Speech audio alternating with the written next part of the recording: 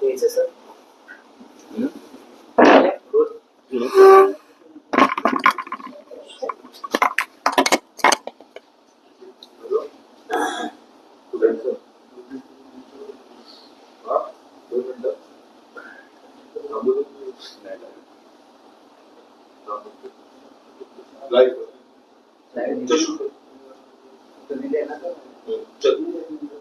Sir आपण जर बघितलं कल्याण डोंबिवली असेल त्यानंतर ठाण्यामध्ये मोठ्या प्रमाणात बिनविरोध जे उमेदवार आहेत ते निवडून येत आहेत. चांगलं चांगली गोष्ट आहे. सक्षम सशक्त लोकशाहीकडे आपली वाटचाल चालू आहे. समोरचे विरोधकच ठेवायचेच नाही. सत्ताधारी पक्षांनी सगळ्याचा वापर करून सत्ता, प्रशासन, पोलीस, यंत्रणा, धारागिरी आणि बिनविरोध निवडून यायचं. कशाला हवी लोकशाही? कशाला हव्यात लोक निवडणुका? कशाला हव्यात निवडणुका? चांगली गोष्ट आहे. आता काही समजणार नाही या गोष्टीचे परिणाम. कालांतराने भारताला हे भोगावं लागेल. यावरच आता निवडणूक आयोगाने निवडणूक आयोग जोक आहे. निवडणूक आयोग हा स्वतः एक मोठा जोक आहे. आज मुख्यमंत्री आणि उपमुख्यमंत्री यांची आज प्रचार सभा आज वरळीमध्ये पार पडत आहे. प्रत्येक जण आपापला प्रचार करणार तसे ते दोघे प्रचार करतात. यावर उपमुख्यमंत्री एकनाथ शिंदे यांनी काल म्हणताना म्हणाले की ज्या ठिकाणी हे बिनविरोध जे उमेदवार आहेत ते निवडून येतात, कारण की त्या ठिकाणी जे विरोधक जे आहेत त्यांचे जे उमेदवार आहेत त्यांना आपला पराभव दिसत आहे, त्यामुळेच ते माघार घेतात. असं चांगली गोष्ट चांगली गोष्ट प्रणिला केने यांना आपण उमेदवारी न दिल्याने ते नाराज झाले होते आणि त्यांनी मग त्यांचा प्रश्न होता. खर तर सर्वात अधिक मतांनी माझ्या पक्षात प्रणिला केने निवडून आल्या होत्या जेव्हा त्या माझ्या पक्षात होत्या. काय कारण झालं मला माहित नाही, पण त्यांनी आमचा पक्ष सोडला आणि एवढे ज्येष्ठ नुकतंच त्यांच्या पतीचं निधन झालं. अशा एका विधवेचं तिकीट आहे त्यावेळेस कापण्यात आलं. चांगली गोष्ट. तिकीट का कापलं हे आजपर्यंत अनुत्तर आहे.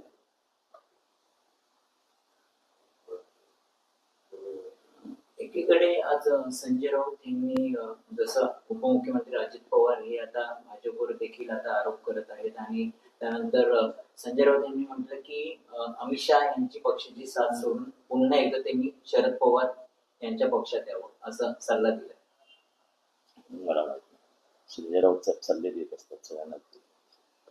पण अजित पवार पुन्हा जर शरद पवार गटामध्ये आला तर स्वागत असणार. शरद पवारांना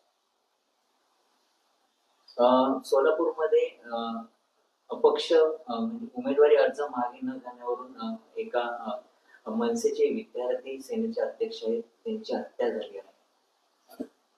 चांगलं सशक्त लोकशाही बिनविरोध निवडणुका लढवण्याची जी हौस आहे त्याच्यात नाही सगळं करते आणि चांगलं समाजाला चांगलं दर्शन घडतं. पैसे फॉर्म मागे घेण्यासाठी बिनविरोध आपल्या उमेदवार निवडून यावेत यासाठी थैल्याच्या थैल्या उघडल्या जात आहेत. जेवणं दिली जात आहेत. पैशाचा महापूर आलाय महाराष्ट्रात. त्याचा वापर हा असा होतो. बिनविरोध हा विजयाचा नवीन फॉर्म्युला आहे असं वाटतं तुम्हाला? लोकशाहीच्या हत्येचा नवीन फॉर्म्युला. सर अजित पवार म्हणतात की राज्यात लुटारू गँग तयार झालेली आहे. राक्षसचा दर करण्यासाठी आम्ही निवडणुकीचा रिंगणात आहे. कोण आहे लुटारू गँग त्यांनी ठरवावं. त्यांनी जाहीर करावं लुटारू गँग कोण आहे. कारण का लुटारू गँग जर कॅबिनेट असेल तर मग ते कॅबिनेटचे सदस्य. एकीकडे मुंबईच्या महापौरावरून अनेक विधानं समोर येतात. जसं कृपाशंकर सिंह असते ते म्हणतात की उत्तर भारतीयांची मोठ्या प्रमाणात नगरसेवक निवडून त्यामुळे आमचा महापौर असेल, तर दुसरीकडे भाजपच्या वतीने हिंदू हा महापौर असेल. जात, धर्म, वर्ण या व्यवस्थेविरुद्ध भारत अनेक वर्ष भांडला. अनेक वर्षांची लढाई झाली. इतिहास आहे भारताचा. त्या जात धर्म वर्णावरती परत भारत येतोय आणि त्याच्यावरतीच राजकारण करतोय. त्याला एकच नाही ना.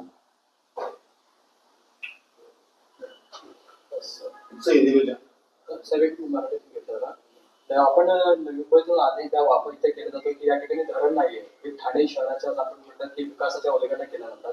पण ठाणे शहराला मालकी हक्काचं धरण नाही. तुम्ही अनेकदा ही व्यथा सुद्धा बोलून दाखवते. ठाण्याला स्वतःचं डम्पिंग ग्राउंड नाही, ठाण्याला स्वतःचं धरण नाही.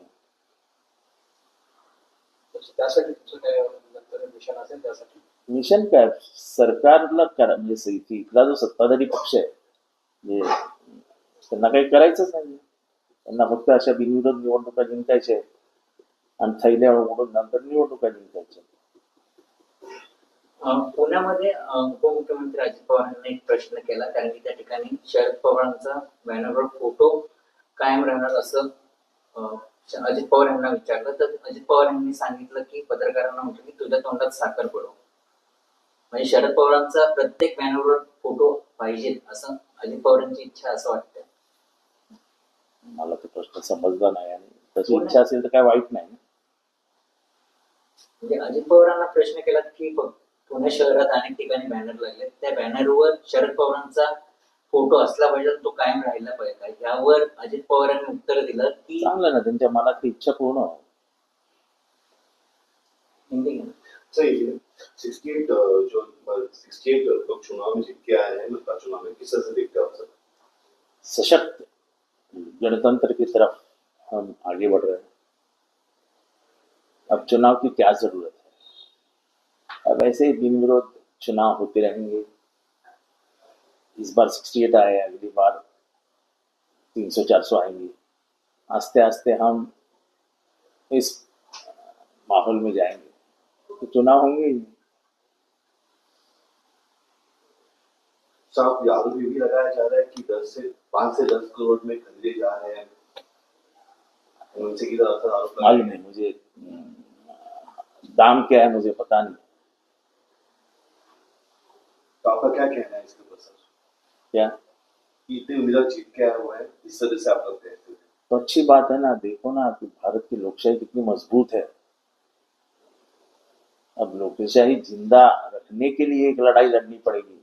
भारत मुझे लगता है गणतंत्र की लड़ाई हार चुका है. सर चुनाव आयोग को कंप्लेन करेंगे इस चीज को लेकर? चुनाव आयोग नाम का एक बड़ा झूठ है महाराष्ट्र और देश में. क्योंकि ना तुम उसको कुछ बोल सकते हो, ना उसको कोर्ट ले जा सकते हो, कुछ नहीं कर सकते आप. तो क्या करेंगे आप. सर शाहरुख खान को लेकर कंट्रोवर्सी चालू है टाइटल को लेकर. एक बांग्लादेशी प्लेयर लिया था जिसको लेकर कंट्रोवर्सी चालू है, किस तरह से देखते हो तो सर? ऐसा है कि ऐसी कंट्रोवर्सी सिर्फ टीवी पे चमकने के लिए की जाती है और कुछ नहीं. तर एक राहुल नार्वेकरांकडे एक आरोप झाला. राहुल नार्वेकरांकडे आरोप दिला दुर्गावरती. ठीक आहे ना, सगळेच करतात. त्याच्यात राहुल नार्वेकरांनी केलं, त्याच्यात मोठं काय केलं.